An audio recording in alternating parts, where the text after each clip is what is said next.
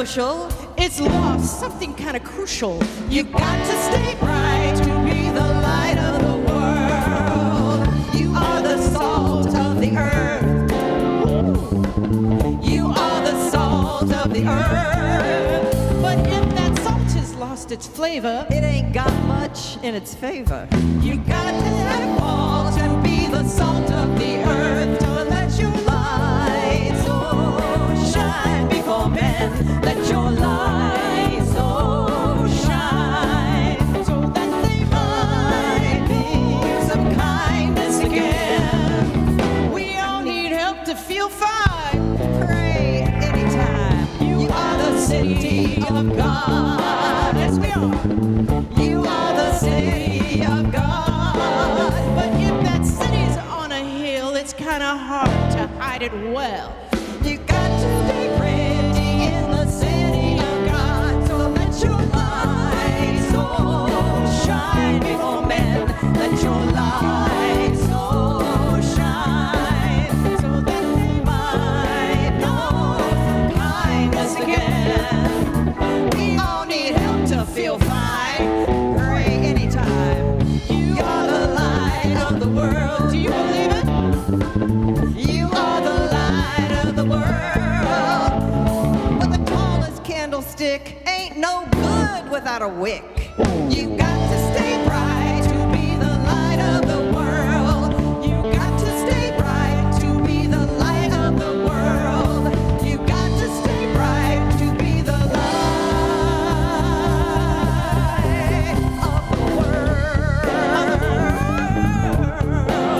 Of the world.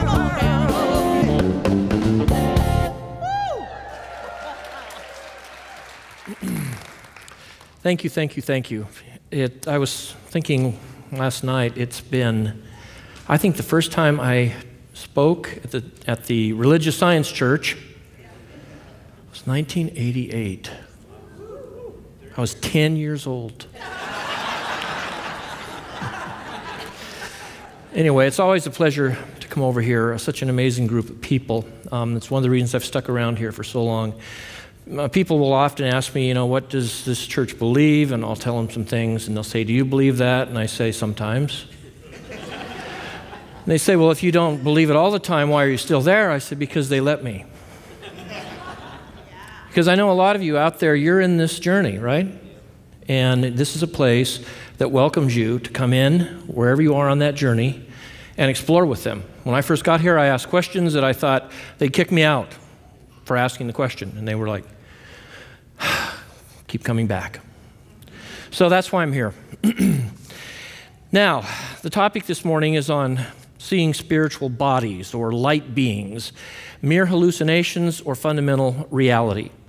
And this is a topic that's interested me for some time, and I'll share some of the reasons this morning. But currently, it's because I am going through a period in my life, the last year, where there has been a lot of loss to death. My sister died a year ago of cancer, younger sister. About 2 months ago, my younger brother, died. The day that we buried my brother, my dad's wife passed away, just suddenly.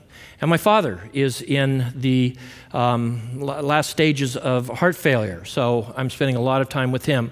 My partner, Sheryl, her parents are both in that stage of life where there's a lot of pathologizing, a lot of, you understand, I'm going through this valley of the shadow of death more as an observer. Some of you understand what I mean? It's like sometimes those are thrust upon us.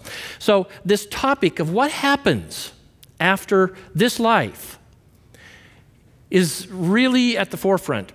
So I want to consult the authority of the Center for Spiritual Living on this topic. What happens after death? Who would that authority be? God, I like that. Ernest Holmes. And the Science of Mind text. How many people have read Science of Mind? How many have tried to read Science? Okay. So in Science of Mind, he has a section, Shall We Have a Body Hereafter? It's a section on immortality, and it's very seldom referenced, it seems to me. We spend a lot of time on doing treatment and all that sort of thing, which is great. But here he's talking about what happens when it's over, because we're all leaving this theater.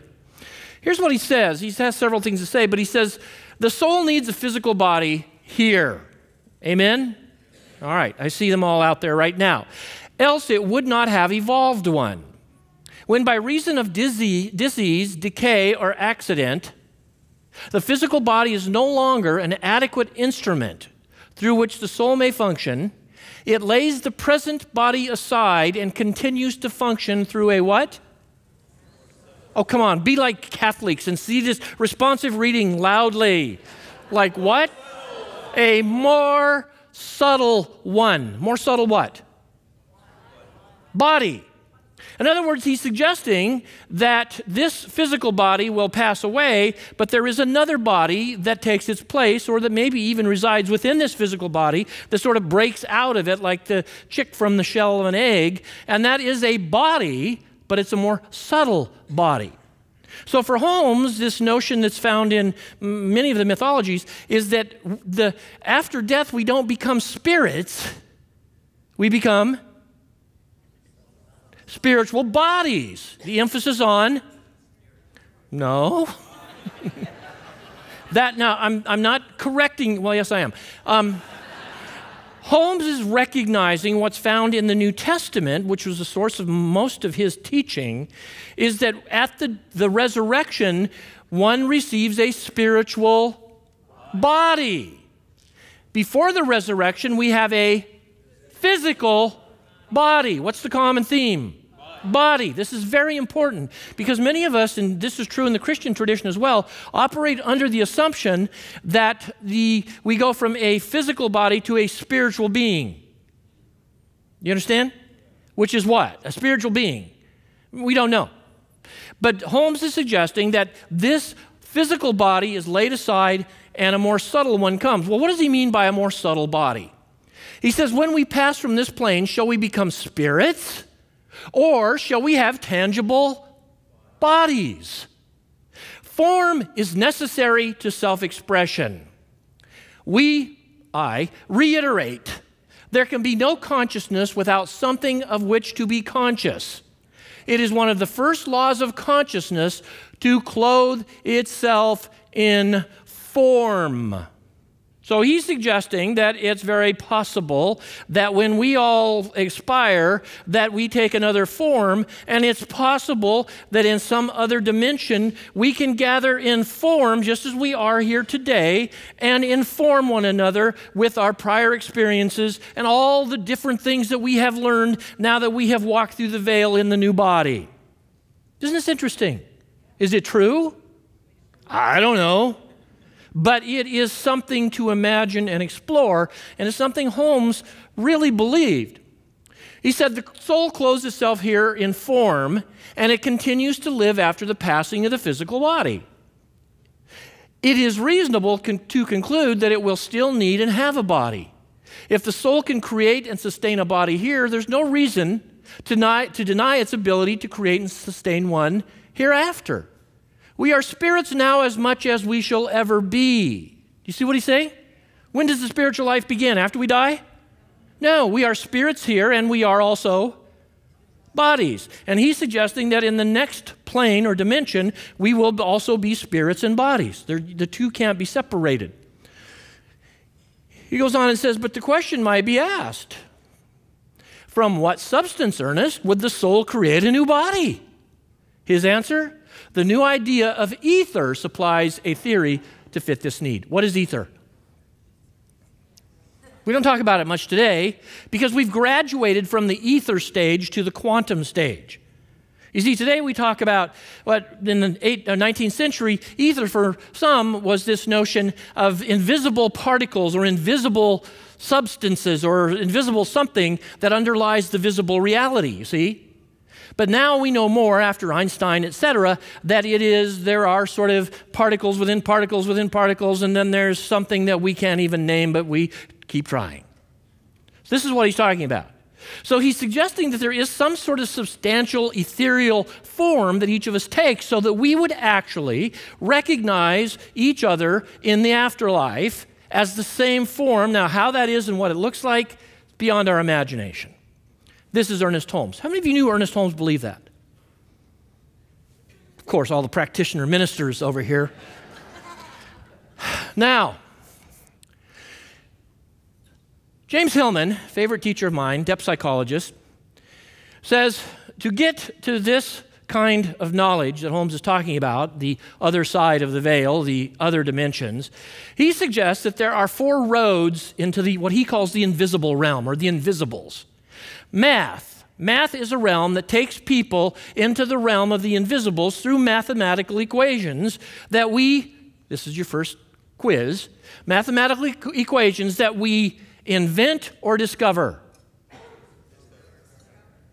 When I teach at the college, JBLM, Joint Base Lewis McChord, has 7 colleges on the Air Force base, or the base, and one of the colleges is Central Texas College. When I teach the students there in the world religions class and ask the question, do we invent or discover math? Do you know what most of them say? Invent. I said, that's very interesting. I said, so if we all decided that 2 + 2 = 5, would it? Most of them nod.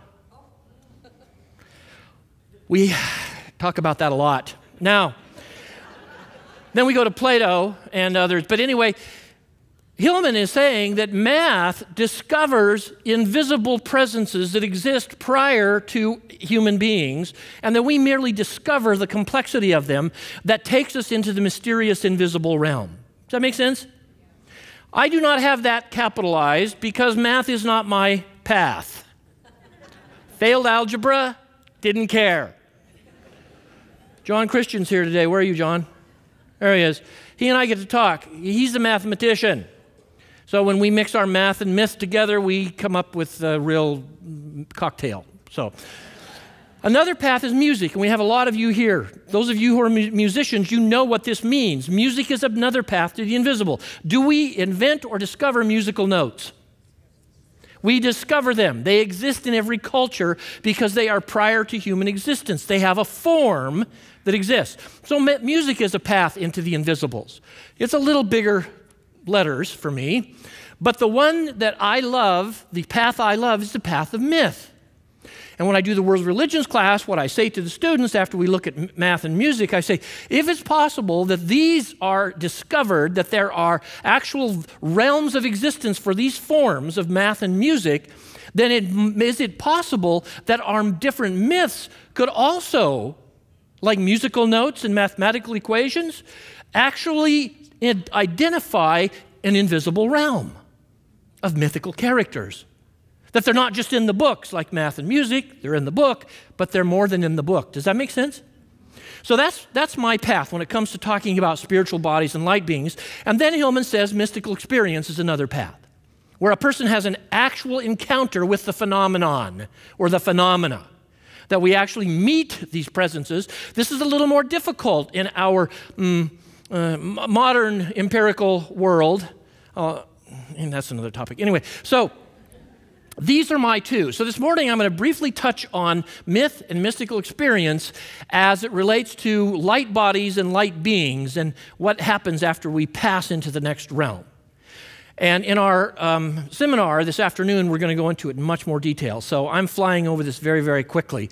Part of what I want you to do if you come to this is to come to share some of your mythical and mystical experiences around what I'm going to share with you right now.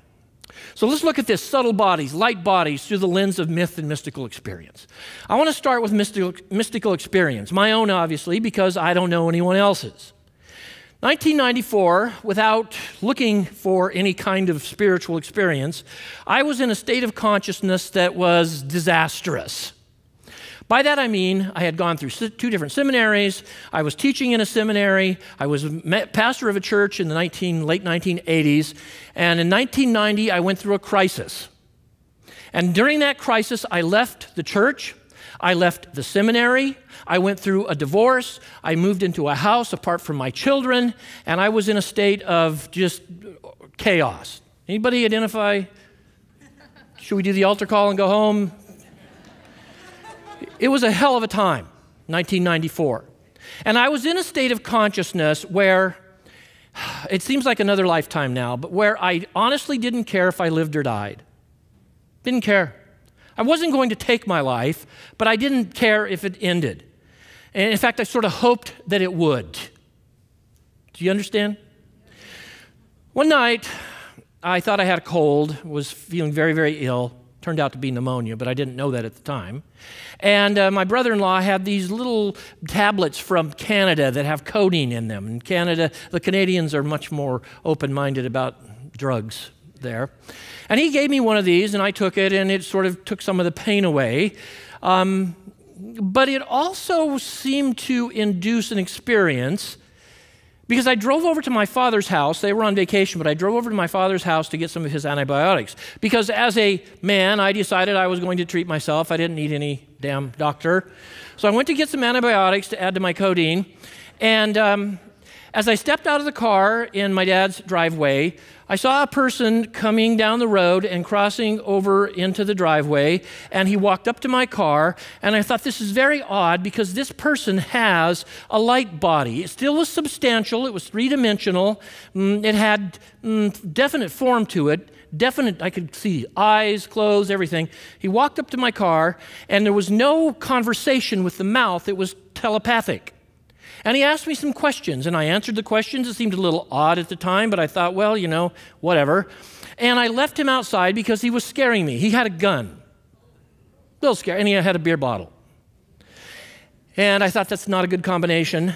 So I went into the house, and I locked the door behind me, and I looked out to see if he was there. He wasn't. I went upstairs to go to the cabinet where my dad kept his antibiotics for something he was going through.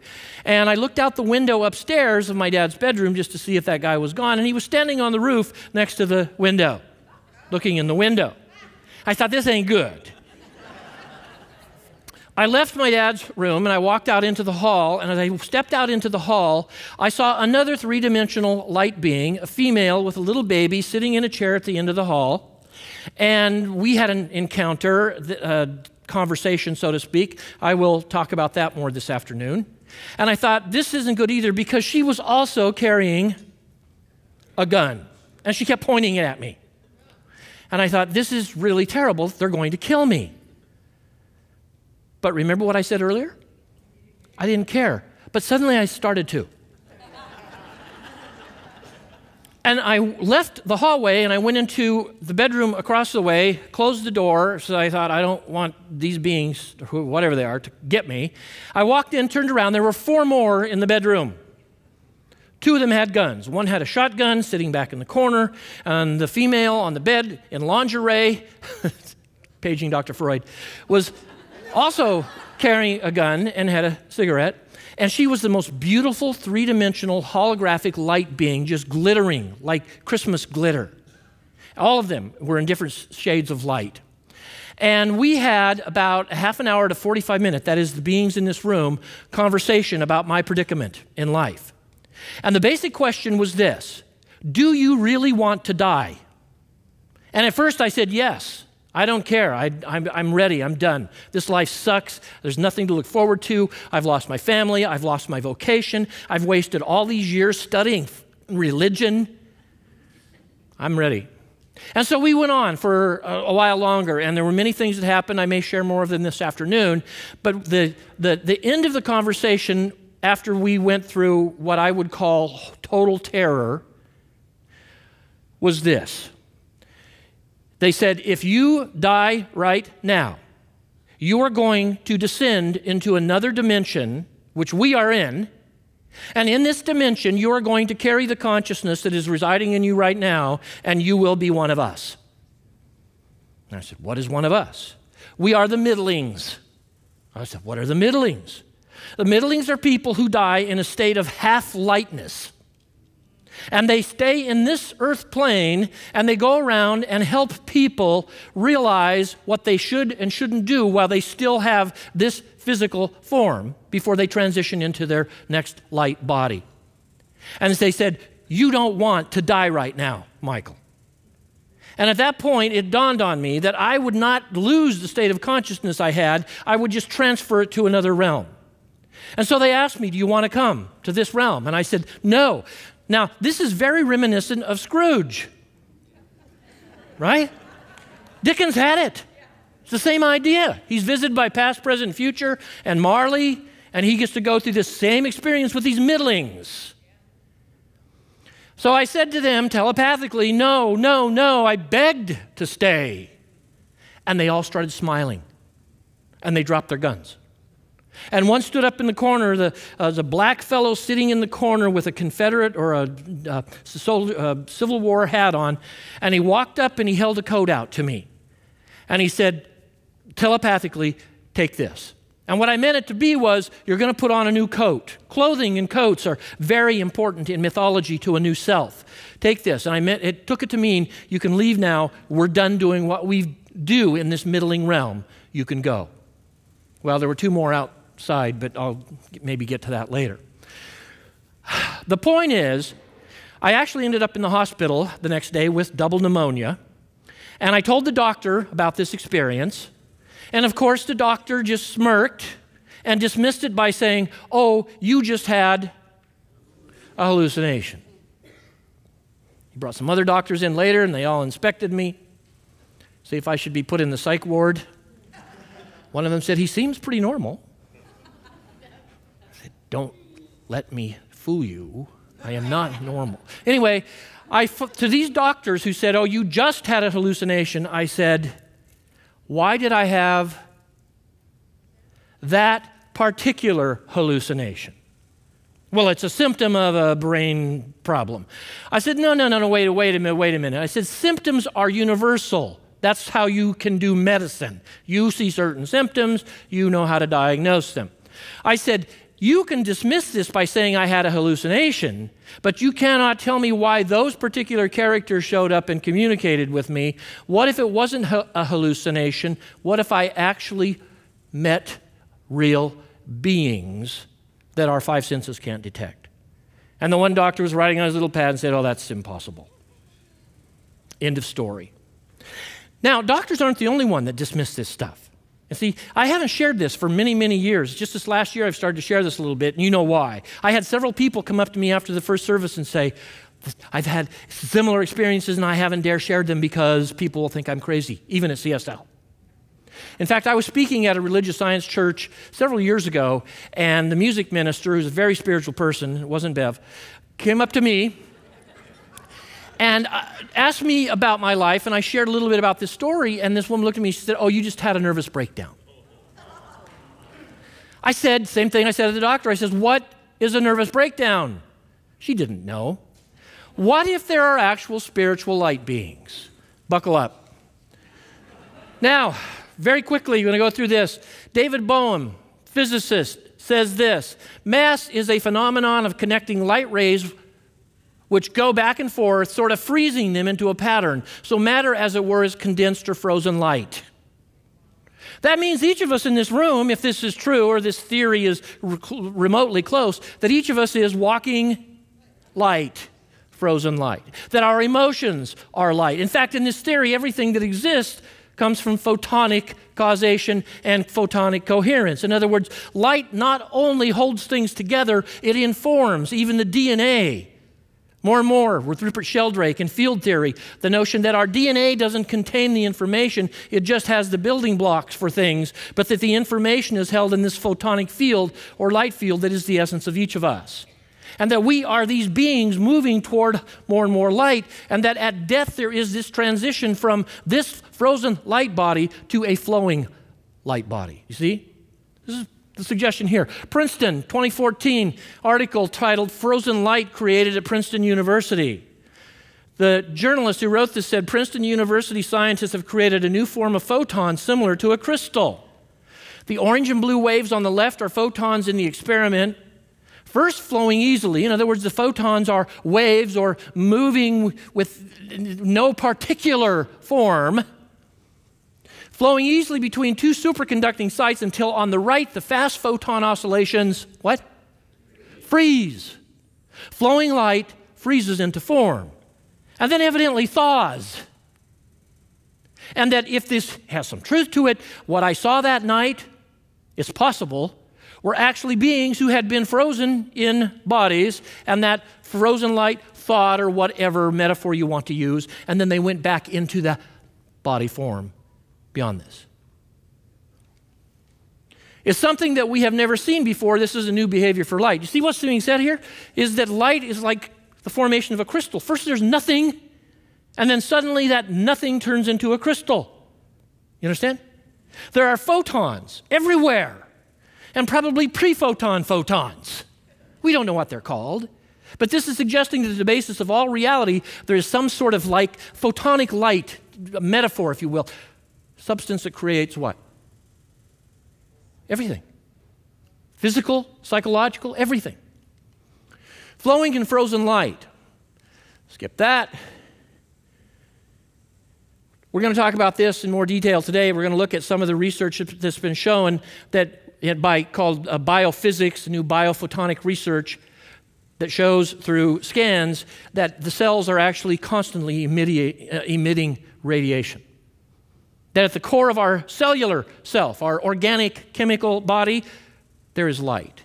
And this research is suggesting that the pharmaceutical companies may be sort of helping the frozen light, but the problem is not with the frozen light, you understand? The problem is with the more substantial photonic body. We'll get into that a little bit today. What I want to do to close, since myth is my thing as well as mystical experience, is to see that light is central to the world's religions and mythologies. This topic has taken me on a research project where I have tried to find where light shows up in all the world's religions and mythologies. And you know where it shows up in them? Every frickin' where. It's a theological term, frickin', in case you didn't know it. In the book of Genesis, the Hebrew word nachish is the word for serpent. But it's also, if you read Hebrew, the book of Genesis is full of wordplay. For example, the name of Adam as the human was put on the earth. The Hebrew word for earth is Adamah. So you understand there's wordplay all through. Well, the serpent is Nakash. And in Hebrew, Nakash means not only serpent, but it means diviner, somebody who stands between worlds, who transmits from the invisible world to the visible world. And it also means shining one. So the Hebrews have this idea that in the beginning, in the Garden of Eden, the very first being that was with the humans was this light being. And that whole interchange takes on this sort of middling, you understand, diviner? Middling idea. Not only that, but when you study Hebrew mythology and Hebrew Jewish studies, the human beings in Eden were thought to have had light bodies. They were these photonic light bodies that were in a kind of pure state, a pure form. But then when they ate from the tree of the knowledge of good and evil, that is, they became aware of duality, they became frozen bodies.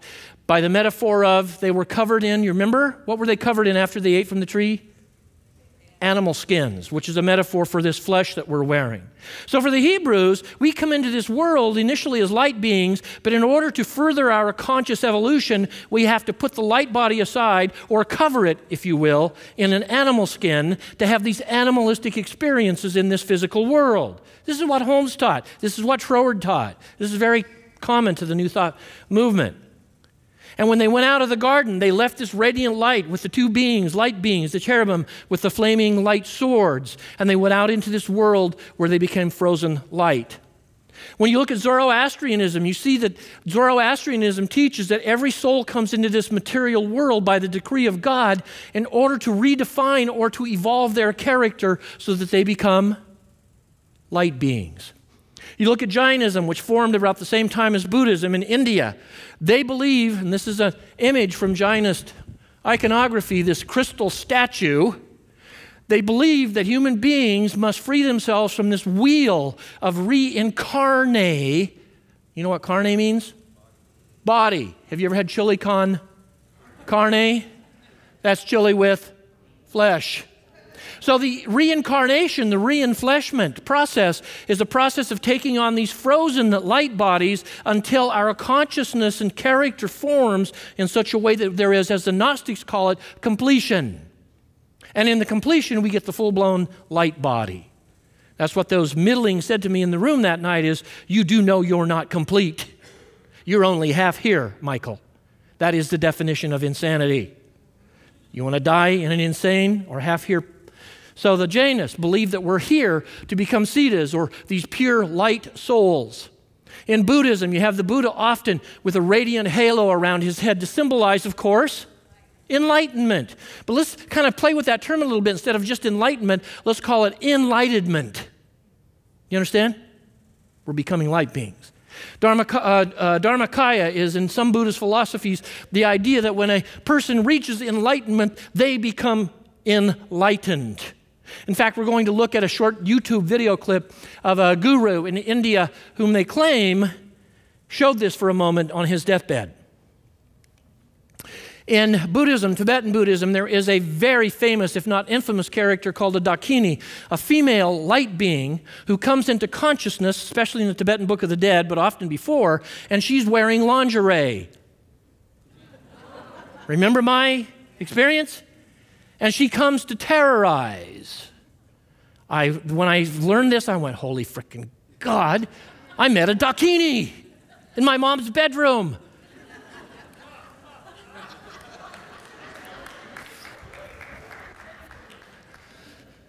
Jesus on the Mount of Transfiguration, Mount Tabor, called the Taboric Light Experience. We're going to look today at Mount Athos in Greece. If you know that, beautiful monasteries where these monks went and meditated and have account after account where some of them actually experienced the transfigurative light that Jesus did in Matthew 17 along with Elijah and Moses. In the resurrection, it describes Jesus' body, and we see this in the shroud research. Even today, there are people who say we cannot fully explain the radiant image on this shroud.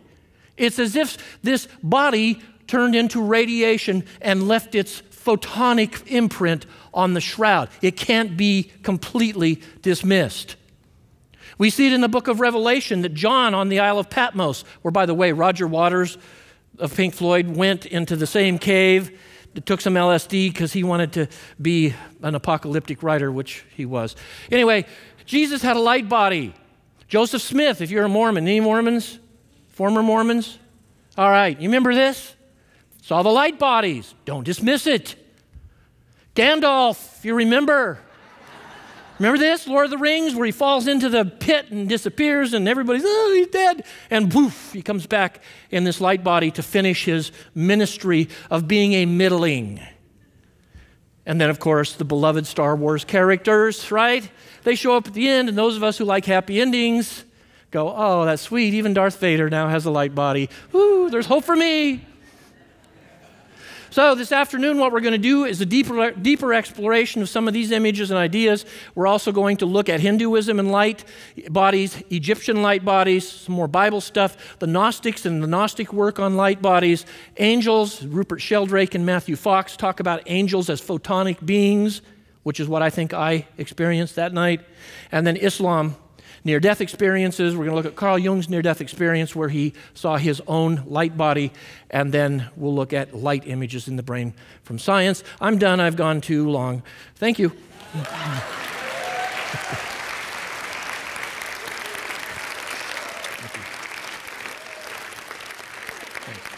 Huh?